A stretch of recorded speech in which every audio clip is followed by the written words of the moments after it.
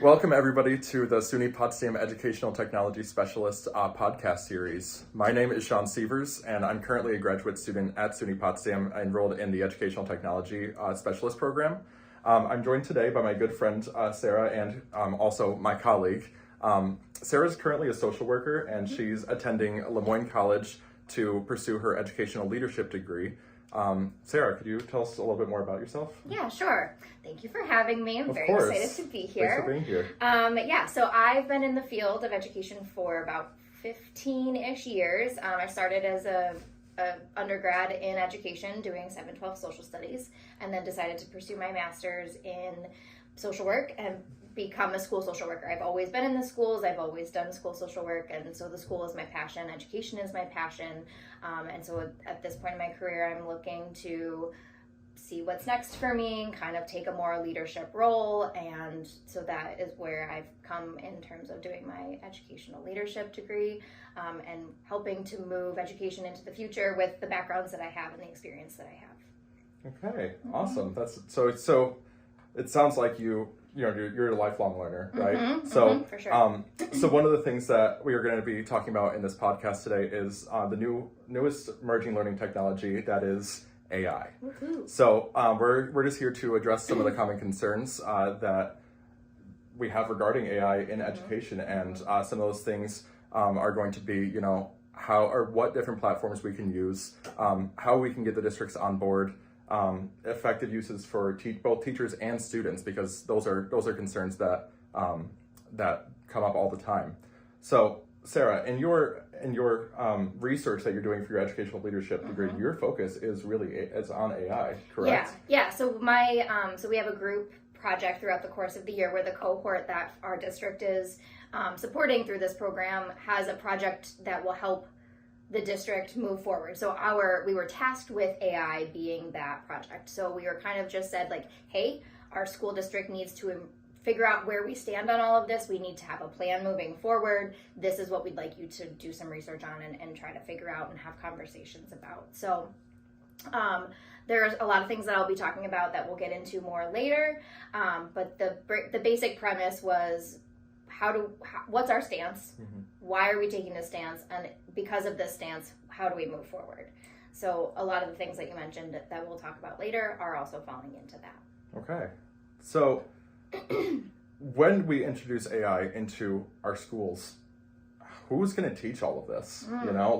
Obviously, teachers need to be the facilitators of AI, but it's new to them as well, right? So do we have somebody come in like that from outside of the district through the local BOCES, or are there opportunities for people within house to do that?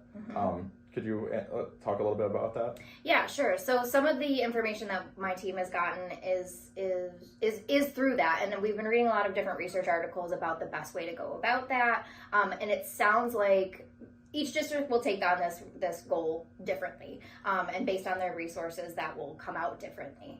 But what I think our district is looking for is how we can utilize all the different pieces in the best way. Like, so if you're getting training directly from a platform, if you're choosing to engage in one platform, that's going to be a certain kind of information that you're going to get that's going to be important. Then you have your teacher leaders or teachers who have knowledge about this topic, who are able to say like, hey, this is best practice, as opposed to maybe something research-based that the platform might be able to give you. And then, the BOCES is the COSER that a lot of districts sign up for, and they have a lot of people who are working for them, doing this job day in, day out, who can be the provider of the PD in that kind of in-between place. They're a little more educated, they're a little more, that's what their job is focused on, but they're in between the platform and the everyday teacher. So it sounded like to me is that they're really, it's almost both in a totally. way. So you have that outside trainer coming in to train the teachers, but then from that point, now the ball is in the teacher's court to really embrace it, to learn more about it on their own, and be role models and leaders for other teachers who either may have not have gone to the training, or may have just misinformation from the training, right? Yeah, misinformation, less experience, less desire for experience, like a lot of that. There aren't people who are looking to embrace this, but it's not going anywhere. We know that. so how do we best support those, like all of those different types of learners, of teachers, of users? So one question that just came across my mind is, being that AI is so new, right? There already is a lot of teachers out there who are reluctant to use technology, period. How do we get them on board with wanting to use AI? Yeah, so that's a really great question. I always find that like it really takes a good understanding and like education. So like we have to have people who are comfortable using it, are ready to use it, and ready to support the people who are afraid to do it, and do it in a very logical, like rolling it out in a very logical way. A tiered yep, way. Yep. So first let's do this. Let's get comfortable with doing this. Then let's do this, get comfortable with doing this. Then let's go to the next level and kind of try to get those people. You're never going to get anything 100%. Right. And so then sometimes you might rely on peer pressure. Like you might rely on, I know 80% of my people are going to get on board. If the 80% are on board, are you able to get 10 more because they don't want to be on the 20% out? Right. So yeah. There's some because if you're, I mean, for me, for example, like, I mean, that I'm a math teacher. So if the majority of us in my department are using AI, but there's one or two teachers who aren't, then they might be more inclined to being like, okay, like, let me get this started. Let me try to use it. And that's really all it starts with, is trying it. Oh yeah. Right? Trial and error. Trial and error. And so that kind of brings us into our next topic. What platforms can we use? So some of the platforms that I've come across, one of which being Conmingo. I don't know if you've ever heard of that, but Conmingo is basically, it's like ChatGPT, but specifically for students. So essentially, Conmingo will never give the student the answer. But if a student asks, how do I solve this two-step equation? It's going to give you responses that will create those like deeper level thinking questions, being like, so like, how do you move one term from one side of the equal sign to the other side? Instead of saying, hey, you have to do this, or these are the steps to doing it. It's going to prompt you those deeper level critical thinking questions.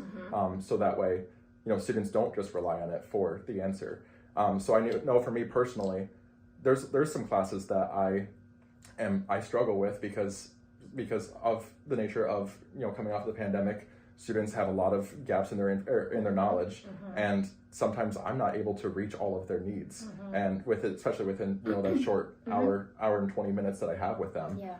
So having something like Conmingo for me, I think would be a great asset to my class. What do you think about it? Yeah, it kind of gives you like a built-in support. Like it's kind of like, I'm going to focus on this thing with you, and I know that resource is going to help follow through on what I've originally done. So it helps to bridge some of those gaps. It helps so you're not standing there with them. Getting them to be able to follow the steps that program might be able to do for you, where then you can go and help somebody who might be like 2 steps behind as opposed to 1 step behind. Right. Do you know what I mean? Right. Like that student might need one layer of support, where another student might need 2 layers of support. And so you can know that resource is going to help with that 1 layer of support, and then you can go work with the 2 layers of support. Yeah, so like specifically, like if I have a student who I know is very strong, but just like has a couple little gaps here and there that, but I know that they are still going to be at that same level at the next class, but another student might not be at that same, they're still 2 or 3 steps behind. Now I can go focus on helping that student with their individual needs, and then the student who doesn't really need a whole lot of one-on-one support can just use that as a resource to then carry on through. Yeah, so a lot of the conversations around AI, like it's funny that you're a math teacher, because I don't know what year the calculator was invented and put into education, but there's a lot of correlation between the rollout of the calculator and the rollout of AI, and like this big boom of technology that we're having. Yeah, because sorry, not to cut you off. No, you're good. The calculators, that's a conversation that we're still having, So like, so I know at the high school level, there actually is one math class or one teacher who has a new set of calculators that's the Inspires, and one of the arguments about that is, well, the Inspire calculators can do everything for you. Like you can literally type in an equation and it can solve it for you, or you can type in a system of equations and it'll solve it for you. So some people's argument is, well, then what are we here for then? Like why are these calculators being allowed on the Regents exam if they can literally solve everything that I just spent 2 weeks teaching, you know, when you can just type it in right here.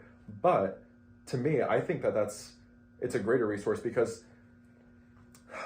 I know they say, you know, don't teach the test, but once you are actually in education, you realize like that is what you do. You do teach the test. So I think that it's a great resource to, you know, at least get the student 1 point on an exam versus not getting any points, right? Yeah. So in that regard, I think that it's really good. I still have some hesitancies with it because it is so new to me as well, and I've only used like the TI-84 calculators, which is what most schools use at this point.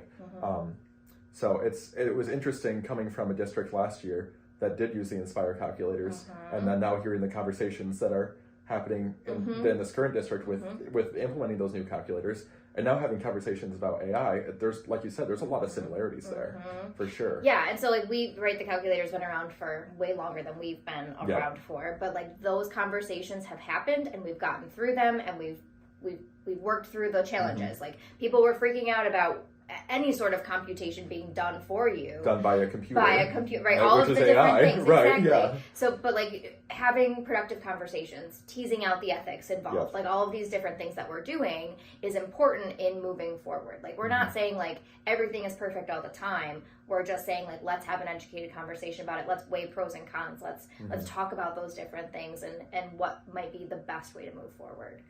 And the calculator has not gone away, so we'll get through AI it. is It's not going away. Exactly. Yeah. So that's a resource that's going to help students, right? Conbingo is basically it's just a virtual tutor for the students, and it can almost be a virtual teaching assistant, if you will, because it really is now.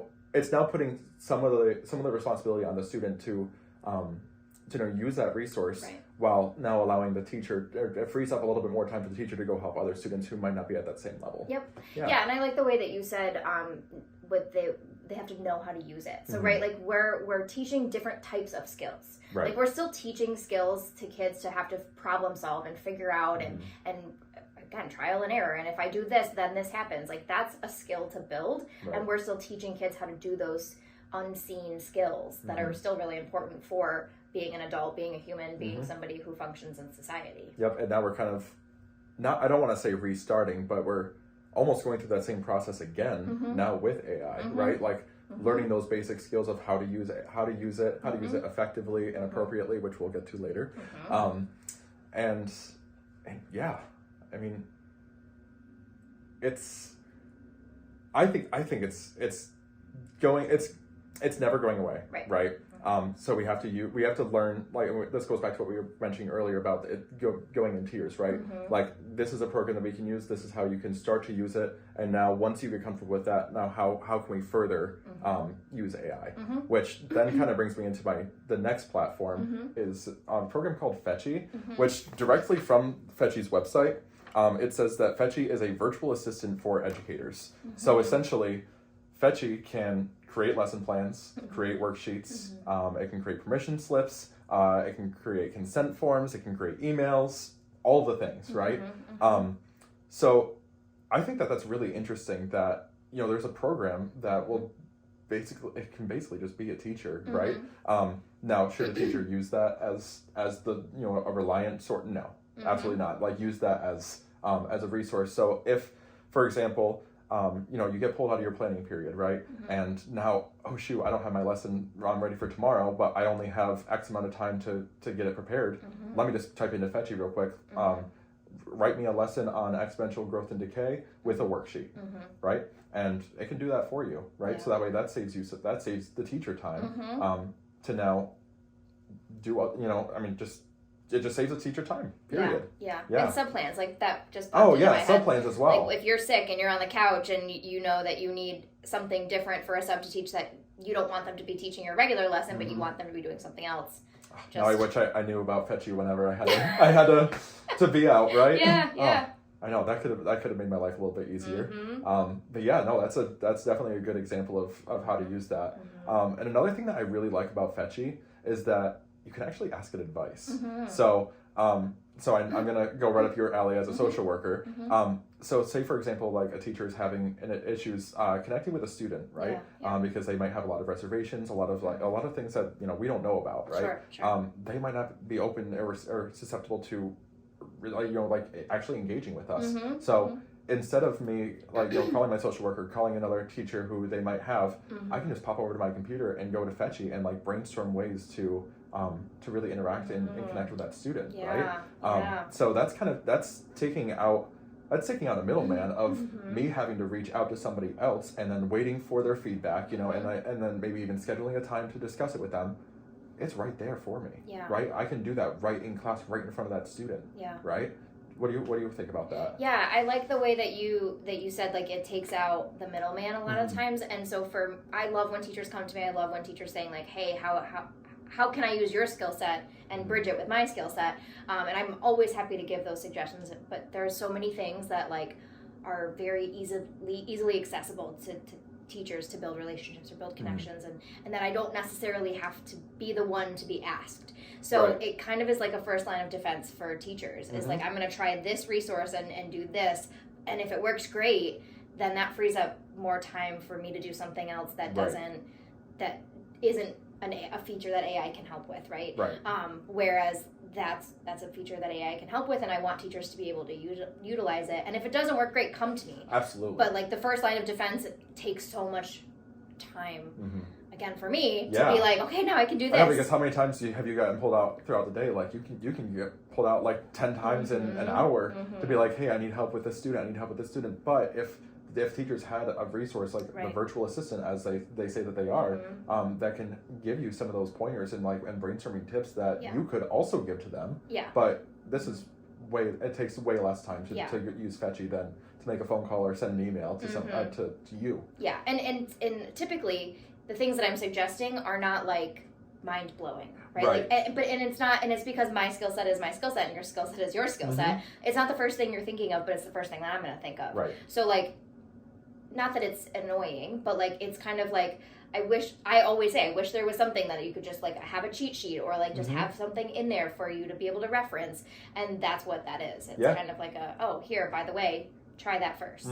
Because that's going to be my first line of defense. I'm going to tell you to do X, Y, and Z, and that will tell you the same thing. It's almost like what I tell my students whenever they raise their hand. I don't know how to do this. Did you check your notes? No. Check your notes first, and then you can ask me. Use this first, and then you can ask me. It's kind of the same thing. So because if I went to every single student who had who immediately just raised their hand, I couldn't get to everybody, right? But if half of the students then go and check their note, I know how to do this. I have an example right here. Now I have half the amount of students who actually need my help. Right. So it just it's that time saving aspect of it. That's really cool. Yeah, I can't wait to dive in more with Fetchy and just see more what it can do. Another one that I came across was called Natural Reader, which essentially you can put a PDF, a website, a book, you can put any PDF file into that program, and it will read it for you. So the first thought first thing that came into my mind was students with IEPs and 504s. Sometimes they have in their accommodations that they have to have tests read or anything read to them, right? But now that's another person, that's another body that has to do that, right? Where if we have a program like Natural Reader that can do it for us, why not? Yeah, absolutely. Right? So I think of terms of when I do give an assessment, and I do have a student who needs to go to an alternate location because they have tests read, not necessarily because they need minimal distractions, but solely for the purpose that they just need their tests read, right? So now I'm having to find an alternate location for them. I have to find somebody who's able to read it to them. There's all of these little aspects that go into that, and also it's probably not a good feeling to the student getting up every single test to go leave out with another teacher. I mean, I never had that accommodation, so I don't know how it feels, but I can't imagine it's the best feeling. Right. Which is where my perspective, while you were saying that, I was thinking yep, that's my perspective of the stigma attached to something like that, and how we try really hard to lessen the stigmas attached to different accommodations, and to try to normalize things in classrooms for kids that need those accommodations. So like when you're using those different opportunities, you've used them in your class before, potentially you've used them with other kids, like, so the one student needing that during that test time is like less of a it's not like this big whole charade or this big whole production or a big change of the routine, right? You know, and it's just like a normalized thing that they do, and no one's asking questions about it, no one's watching, no one's like paying, like, right, there's no shame, there's no nothing involved with that. And you don't have to leave the room, right? Exactly. You're right there, you're in the same learning environment as your peers, and like so the different emotional things that come into play with those types of issues are out the window. You don't have to worry about them. Yeah, exactly. So in your research that you've done with talking with other districts across the state, are there any AI platforms that come to mind to you that other districts are using? Yeah, so Magic School's AI is very similar to Fetchy. So I'm very interested to see and do some more research into Fetchy because they're made specifically for educators. Okay. Magic Schools is made for teachers, for educators, for students to be utilizing as the world of AI continues, and so that's their like hook. It's like, we know how teachers think. We know how teachers feel. We know education. We've talked with educators. We have educators on our team. So let's build this platform as best as we can to service this group of people, because the conversation of AI and education is so big. Yeah. So that's been a big one. I sent an email out to a friend who works at Fayetteville Manlius, and that was a platform that they had done training in, and had, their school is kind of choosing that platform to be a place where they start and where they support, and right, because you have to start somewhere, right? Correct. So if you start with that one platform that can do X, Y, and Z, really like master that program, like learn the skills of AI, and then we can start branching out from there. Yeah, that sounds really interesting. I have heard of Magic School AI, but I haven't used too much of it. I just had a question and it left. That's okay. We'll get back to that. Yeah. So, with all of these different platforms, then becomes the discussion of how do we appropriately use this, right? Yeah. So as I mentioned before with Fetchy, if you're a teacher who's literally using Fetchy to write every single one of your lesson plans and basically having this program or this platform replace your job, to me, that's not appropriate. Correct. Because now we're talking about AI starting to replace the teacher versus helping the teacher, and that's really what we want it to be, an assistant or assistance to us, not replacing us. Absolutely. Right. Yep. Do you have anything else to add to that? Yeah. So that gets around like the ethical conversation about AI and like the replacement and the human factor, and so like I would agree with you. I would say that a person who's not engaging with their students, who's just giving materials and giving lessons and saying do this way and pushing it off is not teaching. That's not teaching. Right. There is an emotional component. There is a human component to teaching, right? You're interacting with your students. You're role modeling what good communication looks like. You're role modeling what reflective listening looks like. You're role modeling a lot of these, like people call them soft skills, that we want kids to be learning and practicing and figuring out as they're in school, so then when they're out of school and into the community, they're functioning human beings in society. Yep. And if you're not doing those things and you're just relying on AI to do all of the work for you, and you're just like pushing it out to them, and you think you can kick your feet back and not do anything, like you're missing the big part of teaching here. Example of using it appropriately would be like if a teacher, is doing the same, like continuously make all of their lessons, right? But wants to do something that's like completely out there that they've never done before, but they don't know really where to start. They can use AI to help them brainstorm that process and just kind of get the ball rolling, right? So, but again, not doing all the work for you. So that kind of goes into or ties into our next topic of appropriate uses for students. So I specifically want to talk about not Khan Academy. It's made by Khan Academy. Khan Mingo. Yeah. So Khan Mingo, like we said earlier, was that virtual tutor for the student that's not going to give the student the answer, right? Like ChatGPT would. Right. So using that other than ChatGPT would be an appropriate use because you're not doing, or you're letting that program help you get the deeper level thinking and asking those harder or those the deeper thought questions, right? Yep. That Critical gets thinking. critical thinking. Yeah. Thank you.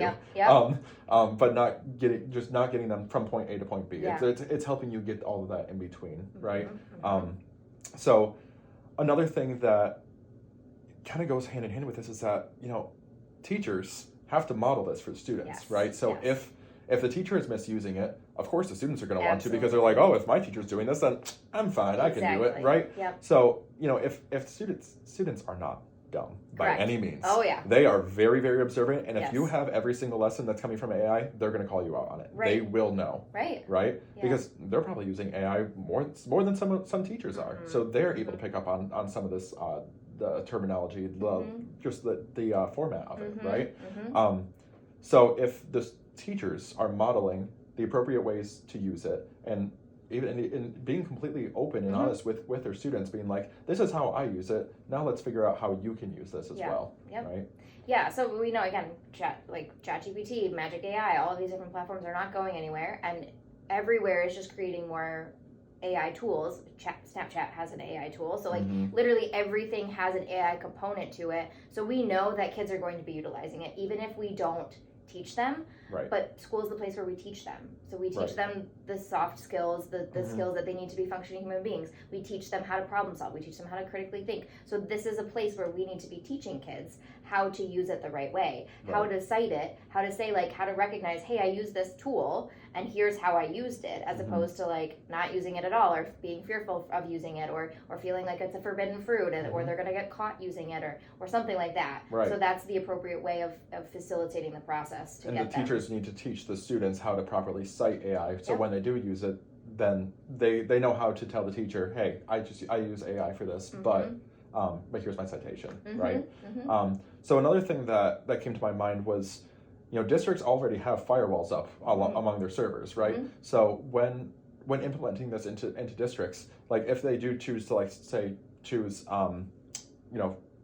Conmingo, for example, right, to just solely use that, they can allow for that one, but block other AI platforms, right? So that way they know that students are already using an appropriate resource, rather than having to worry about, oh, they might be going to X, Y, and Z platforms and misuse it, right? Right.